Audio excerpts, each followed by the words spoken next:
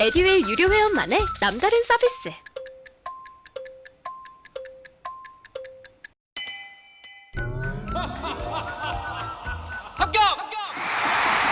합격하고 돈도 받는 혜택. 오직 에듀윌 유료 회원에게만. 에듀윌. 무료 합격!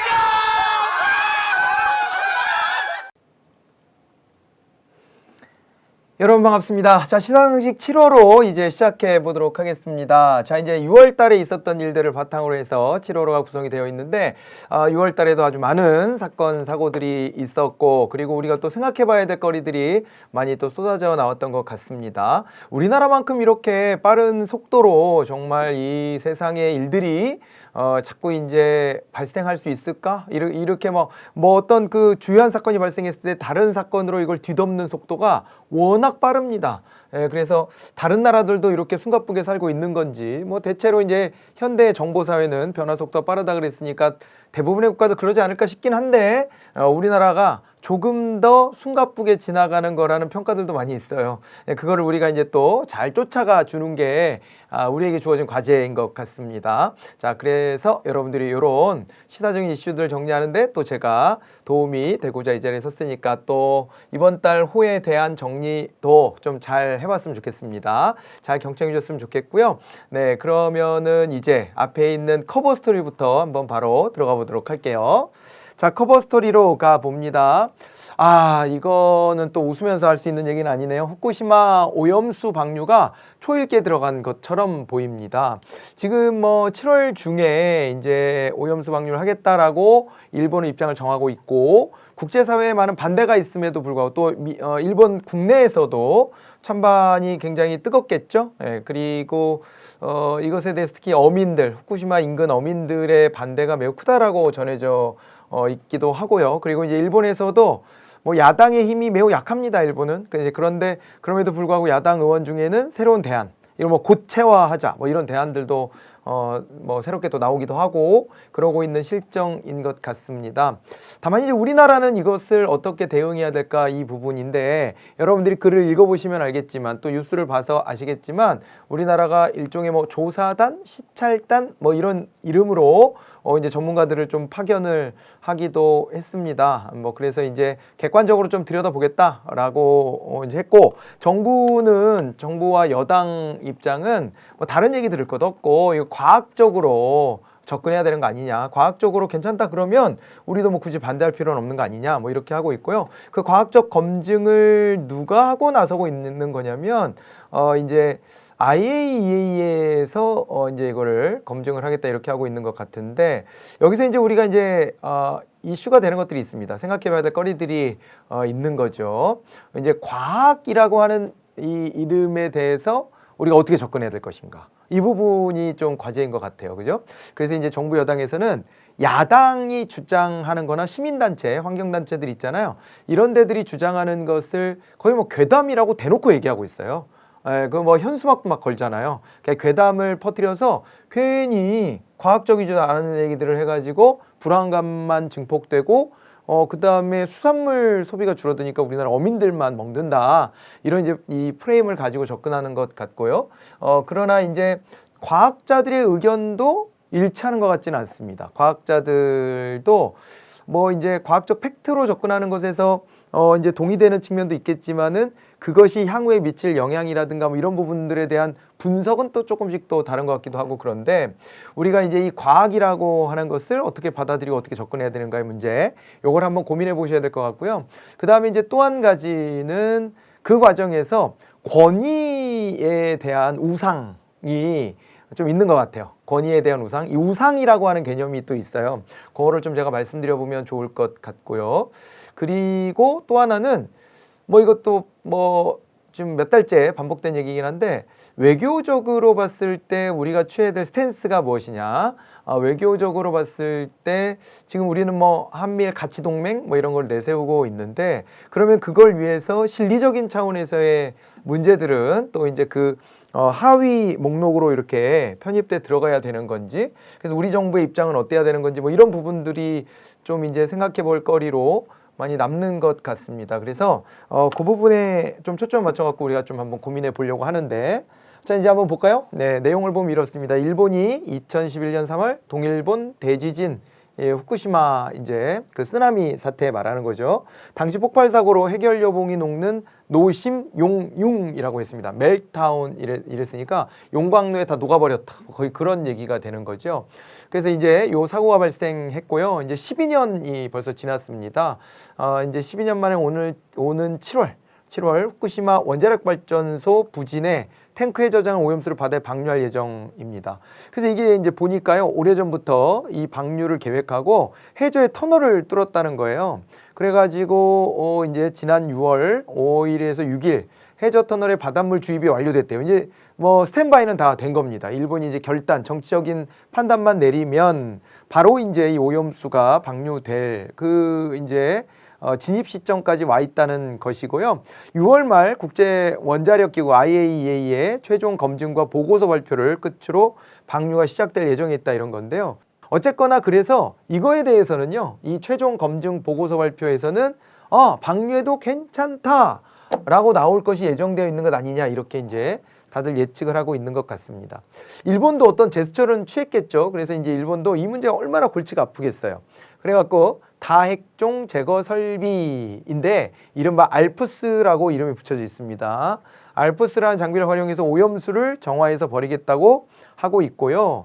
그리고 일본의 소위 처리수라고 이제 부르는데 우리는 오염수라고 부르지만 처리수라고 부르는데 이 오염수가 바다에 버려도 될 정도로 안전한지 방사성 오염물질로 해양 생태계와 수산물을 오염시키는 것은 아닌지 논란이 계속 이어지고 있다는 거예요. 자, 이 알프스라는 장비가 그럼 얼마나 믿을 수 있는 거냐 이런 걸 좀 봐야 되는데 이 알프스라는 장비는 오염수를 처리하기 위해서 일본 정부가 2013년부터 가동하고 있는 설비인데 오염수에서 세슘이나 스트론튬 그리고 요오드, 크립톤 등 62종류의 방사성 핵종을 제거하는 장비다. 이렇게 이제 보면 됩니다. 자, 그런데 알프스가요, 이온 교환 수지 필터가 장착되어 있어서 방사성 핵종은 걸러내는데 저준위 방사능을 배출하는 삼중수소와 탄소 이제 14 등 이 두 가지 핵종은 걸러내지 못한다는 한계가 있다. 이렇게 이제 알려져 있고요. 삼중수소는 물과 합쳐져 삼중수소수 형태로 존재하고 탄소 14도 이온 상태로 존재하지 않기 때문에 걸러내는 게 불가능하대요. 그래서 계속 삼중수소 얘기를 하는 거예요. 삼중수소 얘기에 초점이 좀 맞춰져 있죠. 그래가지고 그 옥스퍼드의 한 그 과학자가요, 우리나라에 와서 강연도 했잖아요. 삼중수소 나한테 뭐 2리터를 줘도 내가 다 마실 수 있다. 이거 뭐 한 2주일만 지나면은 다 체내에서 배출된다. 이런 주장을 하는데 뭐 이제 과학적으로 보면 이제 그렇다라고 하는 연구들이 있습니다. 그런데 그것이 한 2주일 동안 내 몸에 머무를 때 그냥 가만히 머무르는 거냐, 그럼 체내에서 아무런 영향을 미치지 않고 빠져나간다는 거냐에 대해서는 또 반박도 있더라고요. 그래서 이게 과학자들 간에도 견해가 완벽하지는 않습니다. 과학자들은 보통요, 어떤 질문을 던지면은 어떻게 대답하는 경향이 있냐면 자기가 이제 확실하게 검증된 게 아닌 한은요, 잘 모르겠습니다 라고 얘기를 해요. 이게 이제 인문학을 공부하는 사람들하고의 좀 차이인데, 인문학을 공부하는 사람들은 어떤 질문을 받으면 챗 GPT랑 좀 비슷합니다. 챗 GPT만큼까지는 아니겠지만 뭐에서 비슷하냐면 잘 몰라도 그럴듯한 답을 둘러대는 것을 좋아하죠. 그러니까 뭔가 질문을 받았을 때 그거에 대해서 본인의 의견이 됐건 뭐가 됐건 자기가 알고 있는 그 범위 내에서 무언가 이제 답을 만들어내요. 만들어내고 그것을 던져주는 그런 노력을 합니다. 그렇게 또 습관화가 돼 있어요. 그런데 과학자들은 자기가 잘 모르는 영역이 있으면 그 영역에 대해서는 웬만하면 확정적으로 답을 안 하려고 훈련돼 있어요. 근데 그런 맥락에서 보면 지금 뭐 마셔도 돼요 라고 주장하는 분들의 그 입장이 과연 과학계에서 이론의 여지가 없이 전부 다 합의가 돼서 그렇게 주장하는 것인가에 대해서는 의문의 부호는 남는 거예요. 그분들도 어떤 확신을 가지고 하시는 것일 수는 있겠으나 과학적 태도라고 하는 것에 기반해서 본다면 이것은 과학계에서 합의가 이루어져야 되는 겁니다. 과학자들 간에 이럴 수도 있고 저럴 수도 있다. 이렇게 나눠지는데 그것을 자신이 어떤 한 방향을 선택해서 이거는 확실하다. 이렇게 주장하면 그건 더 이상 과학이 아닌 거거든요. 예, 이건 학문적인 영역에서의 접근법인데 이제 그렇게 봅니다, 실제로. 예. 그래서 우리가요, 인문학이나 사회학 이제 빠지는 오류는 과학적이지 않은데 자기의 머릿속에서 어떻게 보면 이렇게 좀 그죠? 예, 만지작거려진 주장들이 함부로 이제 마치 그것이 진리인 양 이제 입으로 튀어나오는 경우들이 많이 있습니다. 네, 그래서 과학적이지 않은 어떤 주의, 주장 이런 것들을 갖다가 자꾸 세상을 현혹해서는 안 돼 라고 하는 지적이 있는 건 사실이에요. 네, 그래서 과학적 연구를 하자 그래갖고 사회학에다가도 과학적인 기법을 도입하자 해서 만들어진 게 사회과학 분야가 되는 거죠. 이제 그렇게 이제 과학에 대한 선망이 있는 거예요. 그렇기는 한데 요즘에 이제 나오는 얘기를 보면 과학자들 중에 일부가 너무 확신에 찬 것 같다. 그러면은 저거는 이론이 없어야 되는데 이론이 존재하는 것 같은데 확신에 찬 어투로 말한단 말이에요. 옆에다가 나 갖다 주면 마시겠다. 이런 식의 얘기들을 하거든요. 근데 과학자가 왜 그렇게까지 나서서 그런 식의 어법을 쓰는 건지 정치인이 아니잖아요, 자기들은. 근데 이제 그거는 좀 이제 부적절한 거 아니냐라는 지적도 있기는 합니다.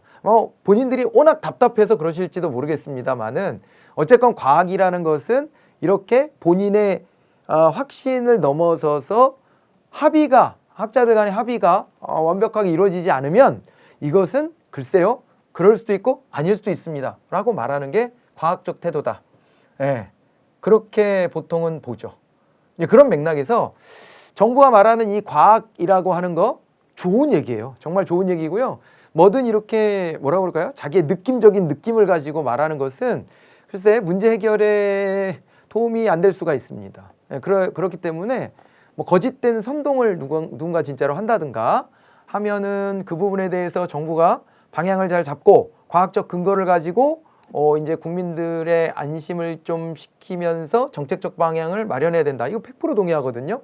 그런데 과연 아까도 이제 언급해드렸지만은 이것이 진짜 과학적인 어떤 결론에 도달한 것이 맞느냐에 대한 해결이 하나가 있어야 되는 거고요. 그리고 우려, 걱정 이런 것들을 갖다가 괴담이라고 단정하는 태도가 혹시라도 일부에서 있다면 그것은 경계해야 됩니다. 그러니까 이건 비판을 못하게 입을 막아라 하는 거거든요. 그러니까 과학적 진리가 정확하게 합의가 이루어졌다면 이건 재론의 여지가 없어요. 그런데 핵 과학자들 간에도 이견이 있단 말이에요, 지금. 그런데 이거를 정부가 어느 한쪽에 정부가 나아가고자 하는 방향에 부합하는 학자들의 주장을 과학이라고 채택하고 그렇지 않고 이거 아닐 수도 있어요 라고 의혹을 제기하거나 의심을 하거나 질문을 던지는 사람들한테 야 그건 괴담이야 라고 만약에 하는 거라면 그럴 리 없겠지만 그렇게 하는 거라면은 이거는 철저히 경계돼야 되는 거예요. 그러니까 이게 바로 뭐냐면 연구자 내지는 과학의 결과를 이용하는 사람이 이미 어떤 방향성을 가지고 들어간 거죠. 그러면 이제 과학적 결과로 포장하여 자기에게 유리한 것만 뽑아내서 그것만 흡수하게 되는데 이거를요 용어도 있습니다. 크리밍 현상이라 그래요. 크리밍 현상. 그러니까 달콤한 부분만 쏙 빨아먹는다 그래서 크리밍 현상이라 그래요. 우리가 이제 아이스크림 콘을 샀는데 위에 달콤한 부분만 빨아먹고 과자 버리는 사람들 있잖아요. 이런 거랑 비슷한 거예요.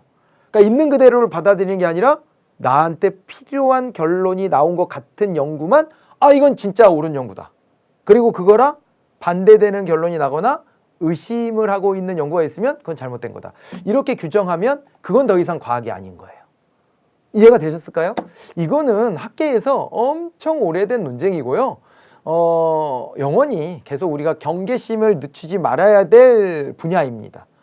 네, 그렇기 때문에 이번 기회에 뭐 이제 우리가 이제 그런 접근법 같은 거 있잖아요. 이런 거를 한번 좀 고민해 봤으면 좋겠어요. 자꾸 이제 과학 그러니까 그 부분에 대해서 좀 같이 고민해 봤으면 좋겠다는 생각에서 말씀을 드려보는 거고요. 아무리 저도 자료를 찾아보고 그래도 이것이 완전히 안전하다는 근거는 없어요. 일본 정부도 의심하고 있는 것 같습니다. 그래서 일본 봐보세요. 아까 뭐라 그랬어요? 오염수를 방류하는데 이거를 뭐 자기네들은 정화수라고도 하고 막 이러지만 그런데 왜 일본 땅에다 버리지 않죠? 무해하다며요. 그리고요, 왜 바다로 터널을 뚫어서 글로 내보냅니까? 그냥 땅으로 흘러가면 안 됩니까? 그죠? 네. 그것도 문제가 있죠. 그리고 우리가 시찰단 보냈을 때도 어디 핵심적인 곳 좀 보자 하면 그러면은 거기는 위험해서 안 됩니다. 이런 식의 발언을 했다는 거잖아요. 그러니까 자기네들도 막 모순해서 부딪히고 있는 거예요. 그러니까 이거 어떻게든 처리는 해야 되겠는데 지금 마땅한 방법은 잘 모르겠고 그다음에 천문학적인 액수가 필요할 수도 있고 막 이러니까 아주 간단한 방법을 취하려고 하는 거예요. 물론 이들의 생각은 이런 것 같습니다. 당장은 좀 안전도가 좀 의심스럽긴 한데 자기들이 속으로 생각해 보면 그런데 이게 바다에는 물의 양이 아주 많으니까 여기다가 풀어놓으면 그것이 이제 뭐 농도나 이런 게 약해질 거 아니에요. 그렇게 되면 좀 괜찮은 거 아니야? 이렇게 이제 인식을 하는 것 같기도 한데 어쨌거나 자기네들도 이것을 직접 마시거나 만지거나 하려고 하진 않아요. 예. 그리고 여기도 한번 봐보세요. 일본 원전 주변 어민은 물론 지리적으로 가까운 한국, 중국 등 주변국 태평양 섬나라에서도 방사성 물질의 바다 생태계가 파괴되거나 오염된 수산물이 밥상에 올라와 사람들이 피폭되지 않을까 하는 불안감을 호소하고 있다. 일본 국민들도 설득이 다 안 되고 있는 부분이에요. 자, 이렇기 때문에 이제 마지막으로 말씀드렸던 우리 정부가 요즘에 보면은 이제 질문을 받고 일본의 입장을 대변해주는 듯한 그런 이제 그 브리핑들을 계속하고 있습니다. 매일매일. 그래서 뭐라고까지 얘기했냐면 이게 가장 합리적 방법인 것 같다. 이런 식의 입장까지 갔는데 우리 정부가 나서서 그렇게까지 해야 되느냐는 계속 좀 이제 이것은 논란거리예요. 왜 이걸 일본 정부가 브리핑을 하는 게 아니라 우리 정부가 나서서 브리핑을 하고 있느냐. 이 부분이거든요. 우리는 의심스러우면 일본한테 의심스러운 행동하지 마라 라고 얘기하고 조금 더 안전한 방법을 찾아보자라고 하는 게 맞을 것 같은데 왜 우리가 발벗고 나서서 일본의 입장을 편들어 주는 걸까? 이런 이제 질문들이 있죠. 예. 이 질문이 옳은지 그른지까지는 제가 들어가면은 뭐 별로 이제 우리 시간의 취지는 안 맞는 것 같고 그거는 뭐 잘 모르겠습니다. 저도. 그런데 어쨌거나 애티튜드의 문제인 거죠. 이게 왜 우리가 그렇게까지 해야 될까? 이게 뭐 정리해 보면 일본하고의 관계 개선을 위해서 우리가 뭐든 발벗고 나서서 진짜 찐 친구처럼 하겠다라고 하는 정부의 의지가 많이 반영돼 있는 것 같아요. 그거만큼은 확실한 것 같습니다. 그래서 이제 일본이 필요로 하는 것들을 우리가 최선을 다해서 좀 도와주고 그러고 난 다음에 일본한테 우리가 요구할 걸 요구하자 뭐 이런 이제 입장으로 보여지고 정부도 이런 취지의 뉘앙스의 이야기들을 많이 했었단 말이죠. 그러고 있는데 과연 외교라는 것이 이렇게 돌아가는 것인지 요거에 대해서도 좀 고민은 해봐야 돼요. 우리가 이제 뭐 시간이 아주 많이 주어진 건 아니라 거기까지 막 또 파헤쳐 들어가기는 어렵지만 우리가 이제 국제사회를 바라보는 태도 크게 두 가지로 나누거든요. 하나는 자유주의적 관점이고 하나는 현실주의적 관점이에요. 자유주의적 관점에서 보자면은 우리가 이제 대화하고 서로 논의해서 합의점을 찾아나갈 수 있을 거야라고 보는 거고 현실주의적 관점에서 봤을 때는 전부 다 자국의 이익만을 도모하는 것이다. 결국에는. 그렇기 때문에 세상엔 영원한 적도 영원한 동지도 없다.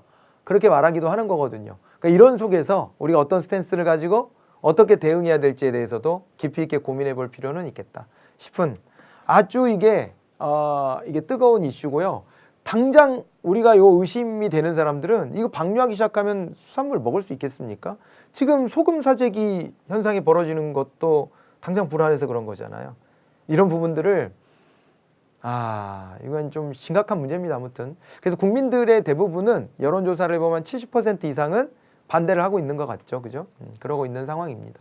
어쨌건 여기에 이제 따라오는 이렇게 또 곁에 붙어 있는 이런 논쟁거리들에 대해서 또 이제 우리가 이걸 어떻게 받아들이고 이해해야 되는지 그 분석의 틀에 대해서 이런 것들을 함께 이렇게 또 같이 고민해보는 시간 가져봤습니다. 자, 이제 그렇게 보시고요. 예, 잠깐 쉬었다가 우리 이제 누리호. 예, 요거는 또 이제 기분 좋은 소식이네요. 예, 요 얘기로 넘어가 보도록 하겠습니다. 수고하셨습니다.